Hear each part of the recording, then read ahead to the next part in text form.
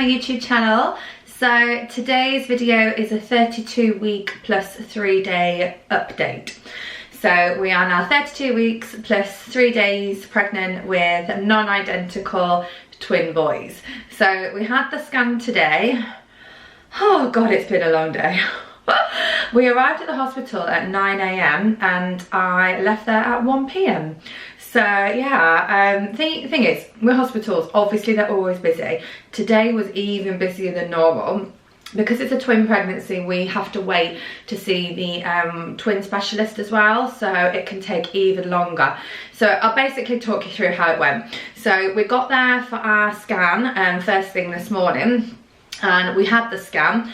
Everything's fine with the scan, but I've got a slight problem that both babies are breech. So this video isn't about people coming on and telling me that it's fine to have a cesarean and all of that, because I know it's fine to have a cesarean. It's just not my preference. You have your own ideas of birth, and everybody's different. And for me, I'm quite a strong-minded person. Obviously, I'm going to have to go with the flow, and obviously, I'll do whatever is best for the babies in terms of safety. But if I could have my choice, which ideally it should be your choice, if possible, I want to have a natural birth. So when I heard they were breech, I was a bit gutted, but they can turn again, and I knew it had turned. Last time I went, he was more head down, but the other night, I had some really frantic movement and it worried me a little bit, but it's fine. But I could tell it was really low down, like right low down here, and it was constant kicks, kick. And I was like, it's definitely moved, it's definitely breech. So we got there and she did the scan and she confirmed they both are. So twin 1 is the one that would determine the labour and the birth. So it depends on what position of twin 1, whether I can have a natural birth or a C-section.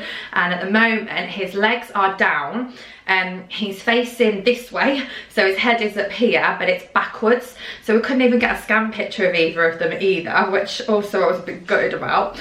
So there's less space in there now, so they've got less room to move, so they are a lot less visible, so there was no way we could get a decent scan picture. So he's breech, and then his brother, he just kicked me. I think he knows how I'm talking about him. And then his brother is up here, also breech. So we've got to see a little bit of his face. He's not facing backwards, he's facing this way, but his legs are dangling down there as well. So we'll come on to that a bit more in a minute.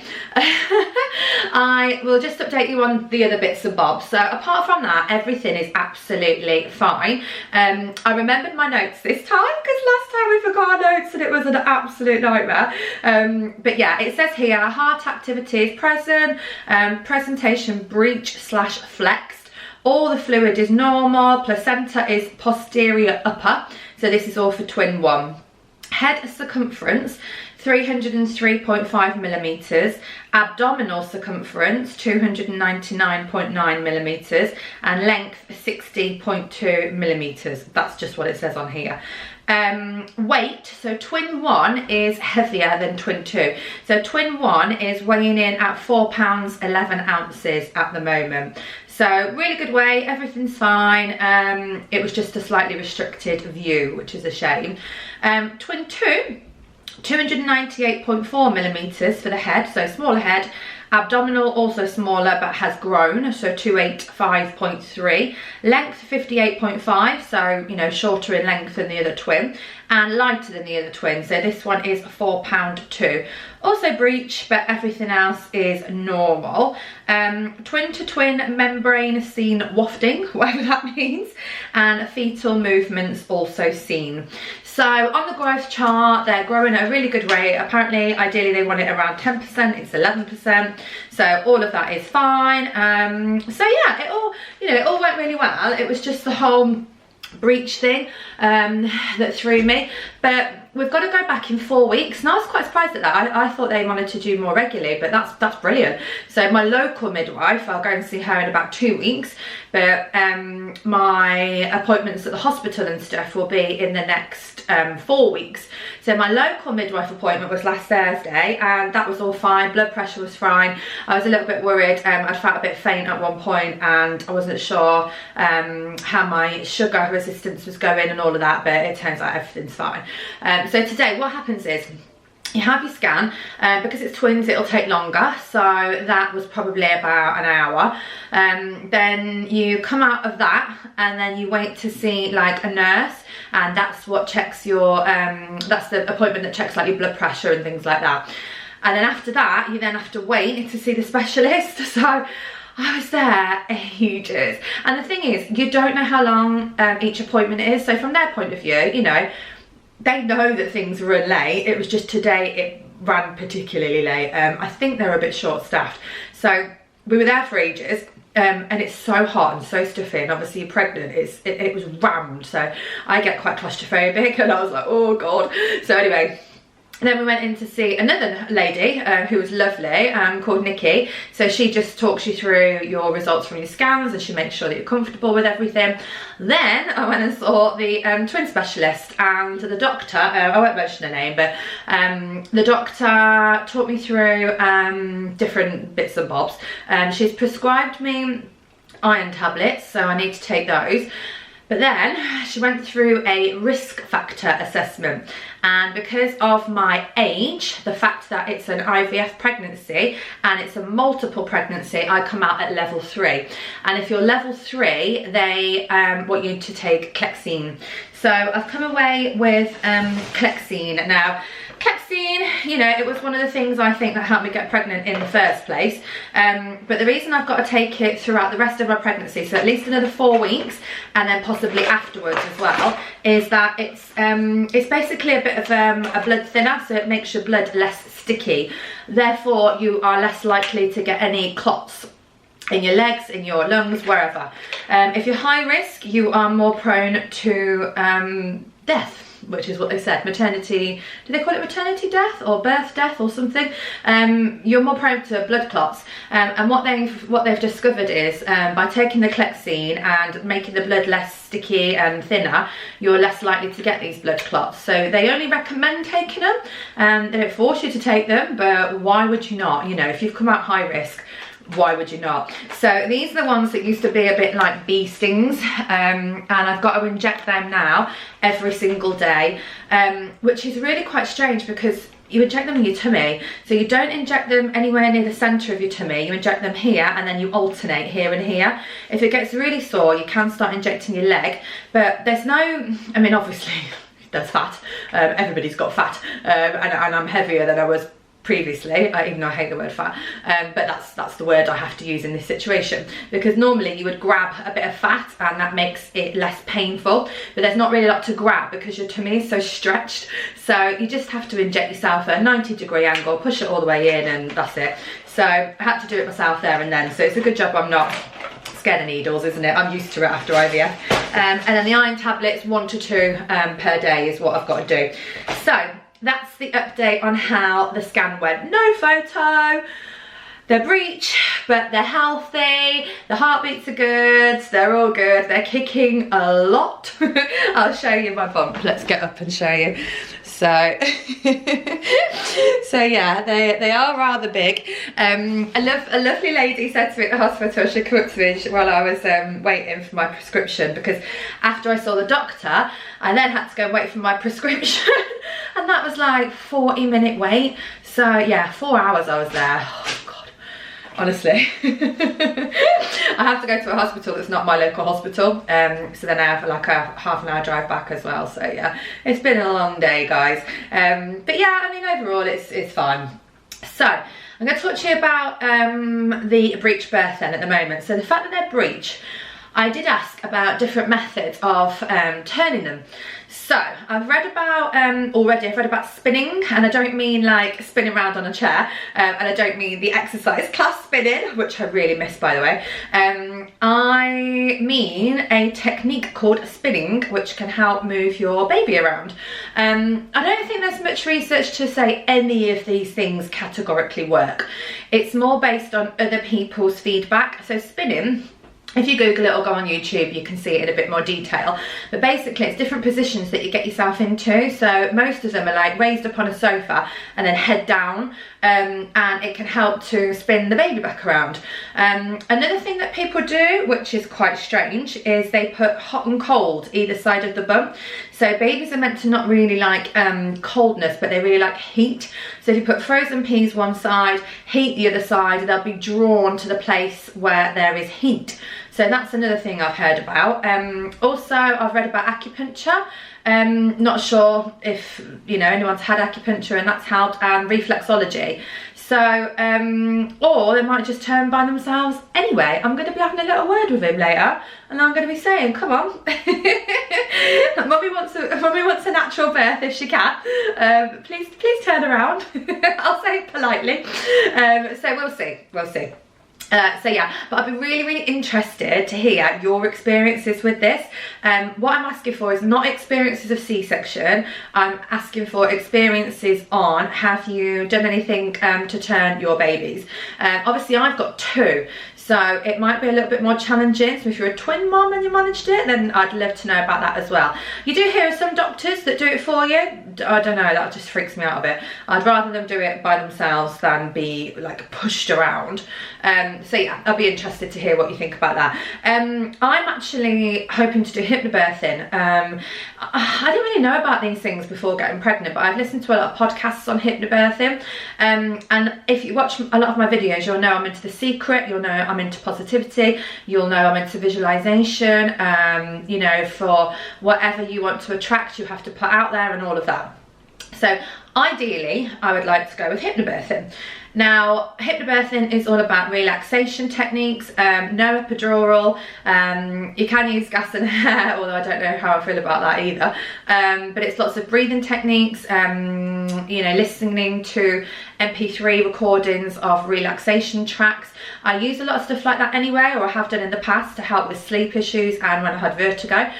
So yeah, I'm just into all of that. The man plays a very strong role in hypnobirthing, and they're in charge of your requests, and they're in charge of kind of like being your voice, if you like. They're also in charge of anything that's suggested to you.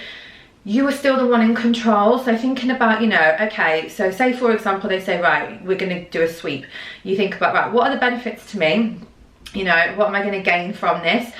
What's going to happen if I just do nothing? What are my instincts telling me, and all of that. So they kind of help you process those thoughts.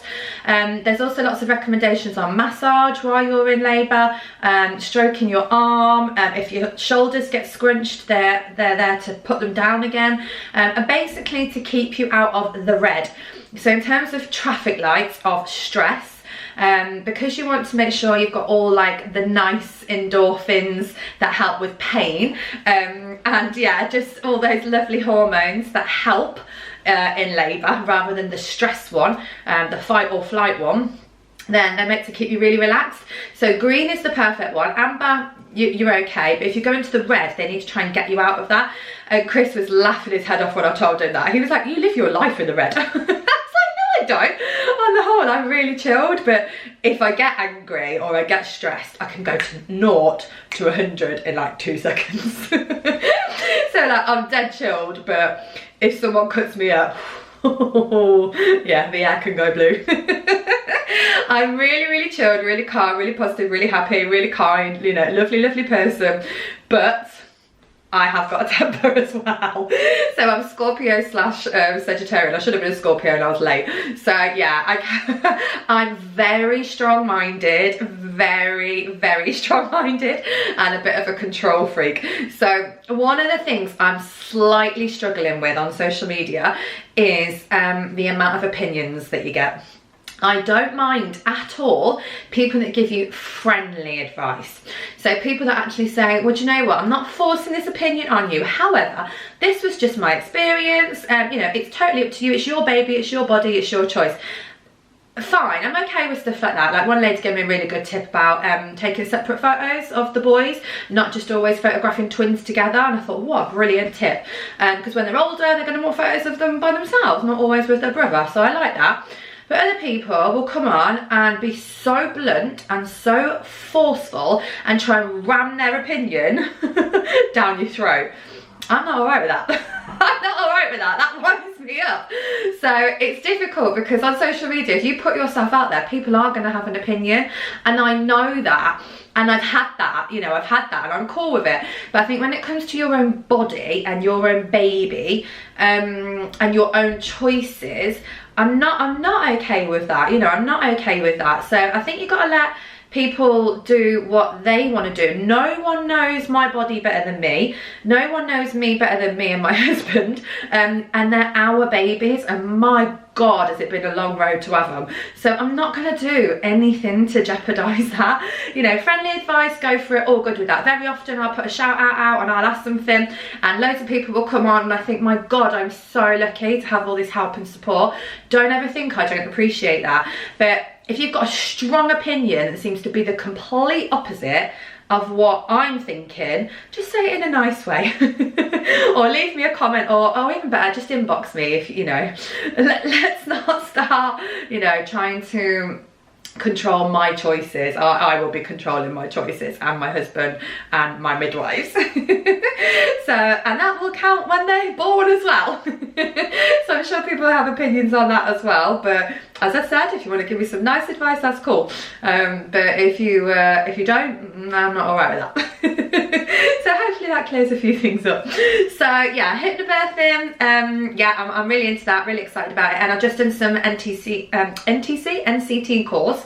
So I've just started that, met a really nice bunch of people. I'm going to take from it what I take from it. Some things I don't think I'll be interested in, other things I think I will. We've also got a specialist twin course on Sunday, and that is with Tamba. So that's just a short course, but it'd be more specific to twins. So whether we just get out of the NCT a friendship group and just reassurance and confidence, then great.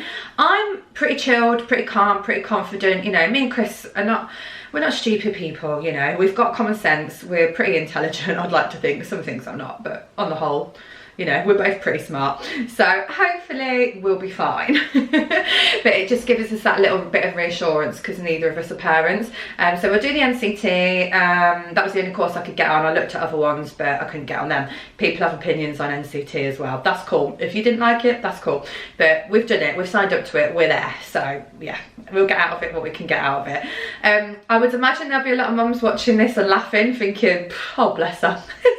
Bless her. She's so naive. She hasn't got a clue what's going to come. And even my own mates will probably be laughing. You know, my best friend will be like, oh God, she had quite horrific labours.